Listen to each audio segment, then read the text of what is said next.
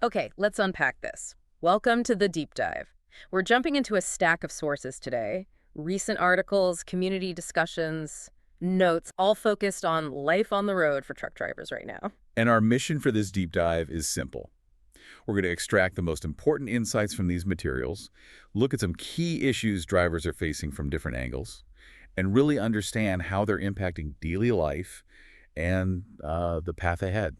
Think of this as a shortcut to being well informed about what's happening out there. Exactly. It's quite a collection. We've got everything from intense enforcement and manufacturer recalls to road construction delays, some bureaucratic changes, even stories about, well, eyebrow-raising towing practices and moments of pure old-school truck stop community. Yeah, it's a real mix, a raw look at the challenges, but also the spirit of the industry. A real cross-section, as you say. And if we're talking challenges, let's start with something that can hit hard and fast. Dealing with enforcement and equipment problems. And one source highlights a recent example of this down in Arizona. Tell us about that maximum enforcement blitz. Right. This was an operation where the Arizona Department of Public Safety's Commercial Vehicle Enforcement Unit went full throttle. Full throttle. Yeah, they were stopping commercial vehicles and conducting thorough bumper-to-bumper inspections. The sources emphasize this wasn't just a quick glance. They were digging deep. Okay. What did they find during this blitz? In a pretty short time frame, they recorded 196 violations. Wow. And the focus, according to the source, was squarely on safety-critical areas. Brakes, tires, lights, driver's logs, credentials. The explicit goal was identifying unsafe rigs before they caused problems. Now, someone listening might be driving in, say, Pennsylvania or Texas. Yeah. Why should a blitz in Arizona matter to them? What's the key takeaway from the sources here? Well, the sources suggest this sends a message that resonates nationwide. Commercial vehicles are under increased scrutiny. So, more eyes on trucks everywhere. Seems like it. The days of rolling with minor issues and just hoping nobody notices might be ending. Even small violations, a non-working light, maybe air tanks that haven't been drained properly are being cited. And the stakes feel higher than just a fine, right? The sources talk about the risk to a driver's license. Absolutely. That's the big one. Yeah. If you get caught running non-compliant equipment repeatedly, or, if your company pressures you to drive a truck, isn't safe, Yeah. that can impact your personal driving record and even threaten your CDL, your commercial driver's license. That's your livelihood right there. The community reaction discussed in the sources seems pretty divided on this, though. It really is. You see different perspectives. Some veteran drivers interviewed feel it comes down to basic pre-trip knowledge, like we knew how to inspect and fix things back in the day. Right.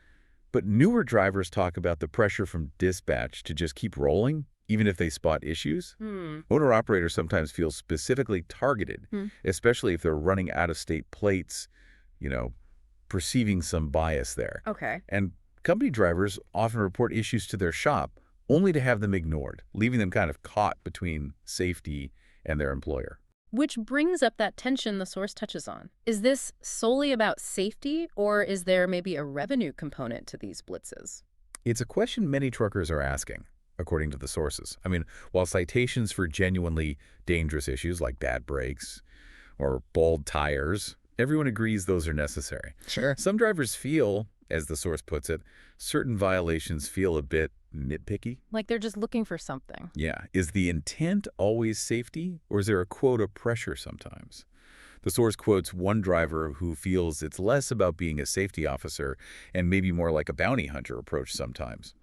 Strong words. Especially when it seems small businesses or out-of-state plates are frequent targets. That's the perception, anyway. So from the source's perspective, what's the best defense for a driver against this kind of scrutiny? Be meticulous, really. Pre-trip your truck every single time, like your paycheck and your license depend on it, because, well, they do. Document everything. Yes. Report equipment issues to your company early and get documentation. Keep your paperwork spotless, CDL, medical card, logs. And it sounds simple, but even a clean cab can sometimes influence an inspector's first impression. Good point. And if your company pushes back on safety concerns, document absolutely everything. Emails, repair requests, everything. Okay. Now, connecting this to equipment issues from a different angle, there's a major manufacturer recall making news from Daimler affecting Western Star trucks. Yes, this is a significant one. Daimler Trucks North America has recalled over 21,000 Western Star 4900 and 5700 XC models, mostly from model years 2022-2024. And the reason for this recall is quite serious. Critically serious, yeah. The problem lies with specific electrical connectors. The sources detail that these connectors can overheat, leading to melting components, smoke, and, alarmingly, a significant risk of fire. Wow, where are these connectors? They're located near the vehicle's power distribution module, so it's a core system issue, not something minor. Definitely not the kind of problem you want to discover rolling down the highway. Absolutely not. Daimler's plan is an inspection and replacement of the faulty connectors at no cost to the owner. That's the good news. But there's a catch. Well, the challenge mentioned in the sources is the potential for delays. Getting into dealerships for the repair, maybe parts availability issues. You know how that goes. So, downtime. How are truckers reacting to this particular recall? It really varies based on their situation. Company drivers are generally expecting their maintenance shop to handle it before their next trip, hopefully. Right. Lease operators, though, they're deeply concerned about the downtime this repair could require because that directly hits their bottom line, their ability to earn. Owner-operators. They often put significant investment and pride into their equipment, Mm-hmm. right? So they're worried not only about lost loads, but the potential nightmare of an insurance claim if their truck does catch fire due to this known defect. Ooh. And then you have fleet owners grappling with the logistics of scheduling repairs for maybe a lot of trucks while trying to keep operations running. It's a mess. Is this issue with electrical fires unique to these specific Western Star models, or is it wider? The sources indicate it's actually part of a broader trend. As trucks become more technologically advanced, more reliant on complex electrical systems, Yeah. fire-related defects seem to be increasing across different manufacturers. And this isn't going unnoticed by insurance companies who are reportedly watching these trends very closely. So the takeaway regarding this recall and running a truck with this potential issue, what's the advice? Don't risk it. Simple as that. The sources are very clear. Downtime for a repair is frustrating, sure, but a truck fire is a catastrophic event. Priority one is safety. Absolutely. Your life and the safety of others on the road is the absolute priority. Use the VIN, that's your vehicle identification number. Check your truck against the recall list on the NHTSA website. NHTSA, got it. National Highway Traffic Safety Administration. Contact your dealer immediately if your truck is affected. And crucially, don't ignore any unusual electrical smells or warning lights. And don't let anyone pressure you into driving a truck with a known safety defect like this, period. It really underscores how equipment issues, whether it's maintenance DOT is looking for or a manufacturer defect, are just a constant variable impacting a driver's safety, their time, and their bottom line. Precisely. It highlights that ongoing tension drivers face between keeping their equipment safe and compliant, handling unexpected repairs, and, well, the pressure to keep that truck rolling to earn a living. Okay, let's shift gears a bit and look at other external factors and bureaucratic hurdles drivers encounter. One example is recent road work, like that bridge project in Michigan. Yes, the Coleman Road bridge work over US 10 in Midland County, Michigan. Seems like routine construction, but it has real-world impacts for drivers. How so? What does the source say about this project? Well, it's a structural repair project requiring a full bridge closure. Oh. The source mentions an estimated timeline, which at the time of reporting was June 2nd through June 12th, so relatively short 10 days. Okay.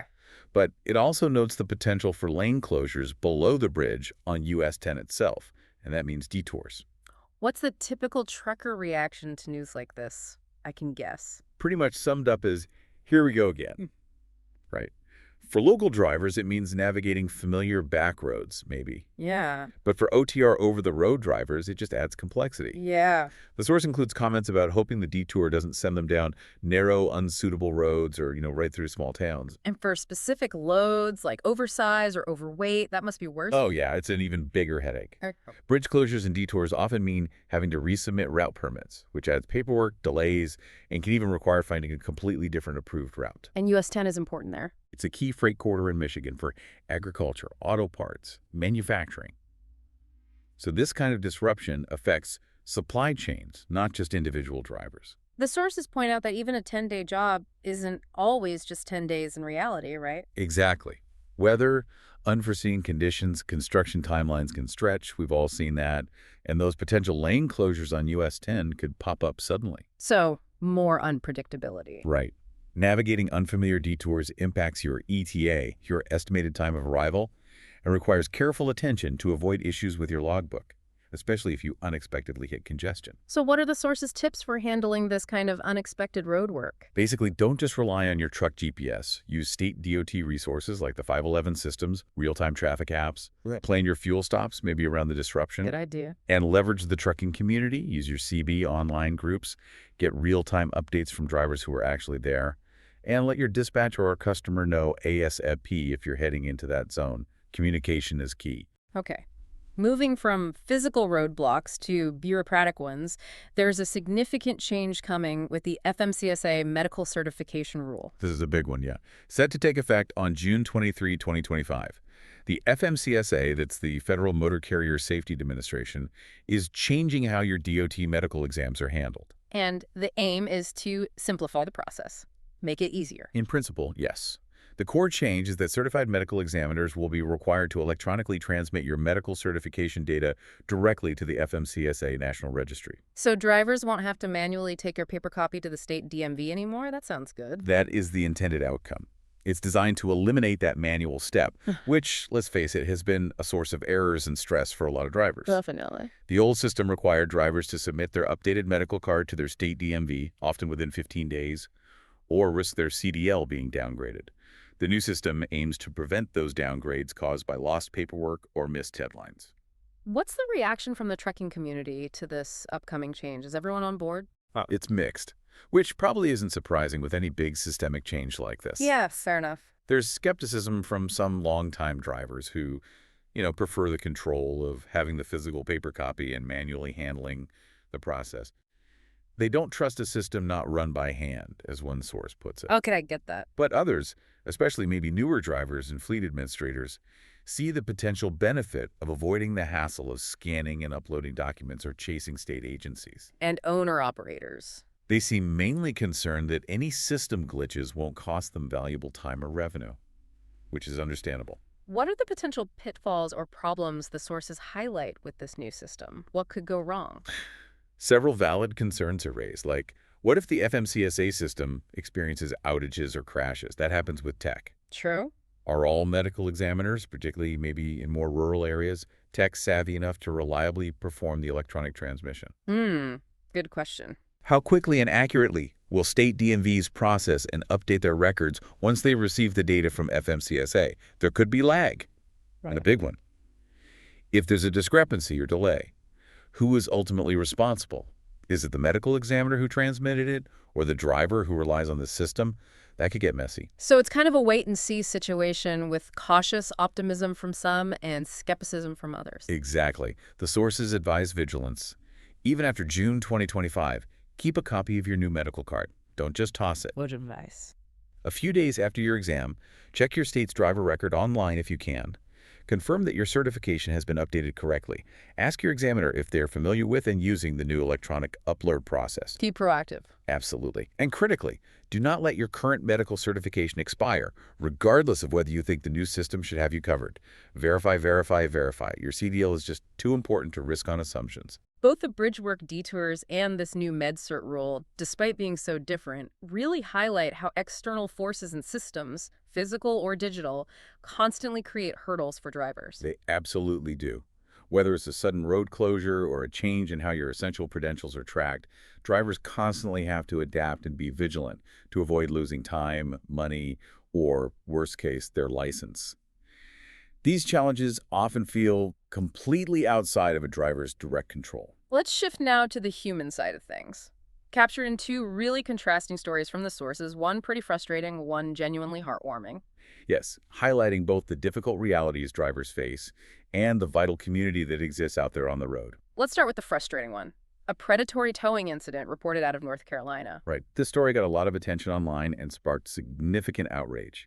A tow company allegedly increased a towing and impound fee dramatically, from an initial estimate of around $3,000 to a staggering $12,000. $12,000. And the alleged reason for that massive increase was weird.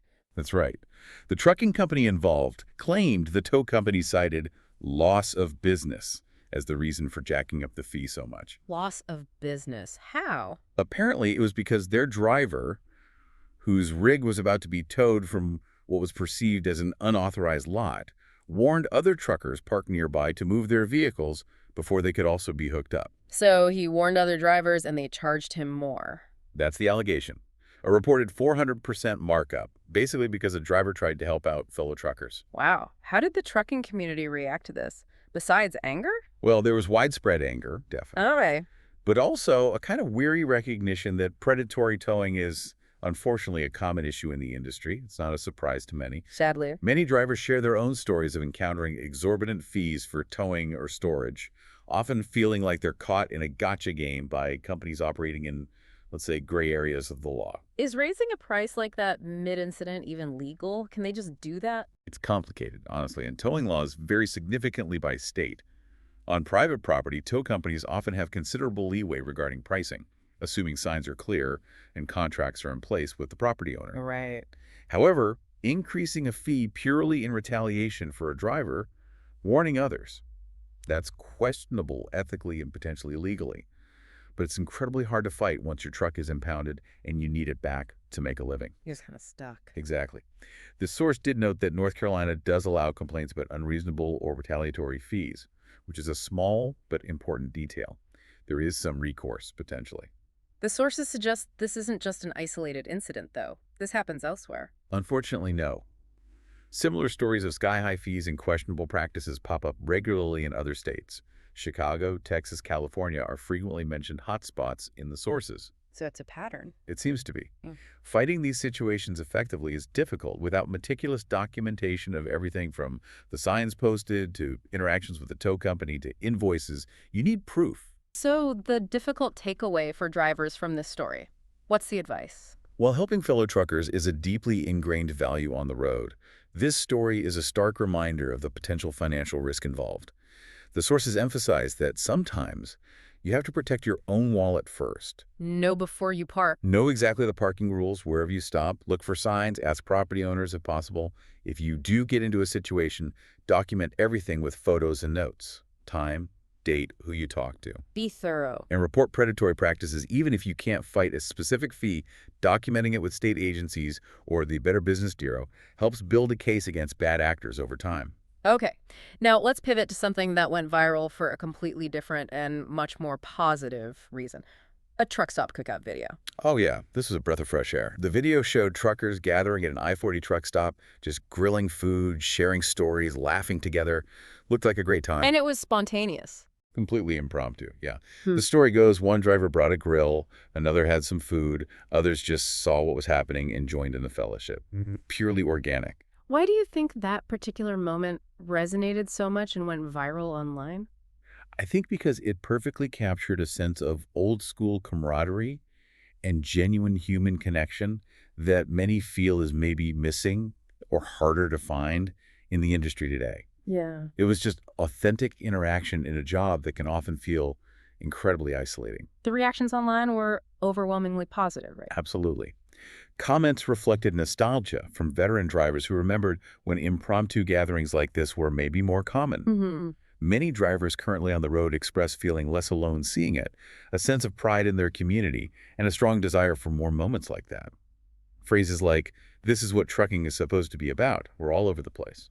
And this points to a deeper challenge in trucking beyond just regulations and mechanics, doesn't it? The human element. It absolutely does. The sources we looked at discussed the significant issues of loneliness and burnout in the industry. It's tough out there. Weeks away from home. Exactly. Drivers spend weeks away from home, interaction can be minimal sometimes, and there's a rising concern about mental health issues and, unfortunately, elevated suicide rates compared to the general population. It's a serious concern. So a simple act like a cookout isn't just about sharing a meal, it's actively combating that isolation. Precisely. It's a powerful example of vital human connection.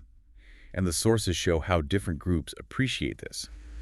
Drivers themselves needing that connection for their own well-being. Right. Families feeling reassured that their loved ones aren't completely alone out there. Fleet managers recognizing the value of that natural community for driver morale and retention. Even new drivers feeling welcomed and proud to be part of something positive like that. These two stories, the predatory towing and the cookout, they really are two sides of the same coin, aren't they? They really are. Highlighting the difficult realities and risks inherent in the job on one hand. Yeah. And on the other, underscoring the absolutely crucial importance of community, connection, and finding ways to counter the isolation and stress that comes with life on the road. They show the balancing act. The job itself presents unpredictable challenges and financial vulnerabilities. But the strength found in simple human moments, and the trucking community is a vital counterpoint to that. It's what keeps people going sometimes. Bringing all of this together, then, the sources paint a pretty clear picture of the landscape right now. You've got intense enforcement, truck issues like recalls and repairs, unpredictable road delays, bureaucratic hurdles like the MedCert change, and these financial risks like predatory towing. These are not small things. They add layers of stress and uncertainty, and they directly impact a driver's ability to earn money and manage their time effectively. It's a tough environment. And the sources, particularly those drawn from the Life as a Trucker community, they openly acknowledge the pain and suffering that truckers are navigating through all of this, but they also present a proactive perspective, not just dwelling on the problems. Yes, exactly. The perspective offered isn't about waiting for the industry or regulators to magically fix everything. It's more about taking control where you actually can. Yeah, okay. The suggested approach is focusing on managing your time, not just for the shipper, not just for the electronic logbook, but critically, managing time for yourself, making smart choices about how you use your off-duty time. And specifically, they mention building extra streams of income as part of that. That's right. The sources discuss exploring opportunities, even mentioning leveraging tools like AI to create recurring online income, things you could do from the cab or during downtime. Why is that particular strategy highlighted in the source material as a solution, or at least a partial solution, to the challenges we've discussed? Well, the reasoning is compelling, and it links directly back to the problems we've been talking about.